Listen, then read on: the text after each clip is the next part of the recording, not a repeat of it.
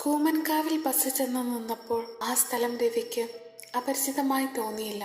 അങ്ങനെ പടർന്നു പന്തളിച്ച മാവുകൾക്കിടയിൽ 4-5 ഏറുമാടങ്ങളുടെ നടുവിൽ താൻ വന്നെത്തുമെന്ന് പണ്ടേ കരുതിക്കാണുന്നു. വരും വരായികളുടെ ഓർമ്മകളിൽ എവിടെയോ ആ മാവുകളുടെ ചെറയും ദീനതയും കണ്ടു ഹൃദ്യസ്ഥമായി തീർന്നതാണ് കനിവ് നിറഞ്ഞ വാർദ്ധക്യം. കുഷ്ഠം പറ്റിയ വേരുകൾ എല്ലാം അതുതന്നെ. ആളുകൾ ബസ്സിറങ്ങി പിരിഞ്ഞു പോകാൻ തുടങ്ങി. അവിടെ ബസ് റൂട്ടിന്റെ അവസാനമാണ്. ഒരു ദശാസന്ധി പോലെ ആ ചെറിയ പീടികകളുടെ നടുവിൽ വെട്ടുവഴി അവസാനിച്ചു. അതും താണ്ടിയുള്ള യാത്രയിൽ ഇത്തിരി വിശ്രമം ലാഭിച്ചെടുക്കാൻ എന്നോളം അയാൾ ബസ്സിനകത്ത് ചാരിയിരുന്നു.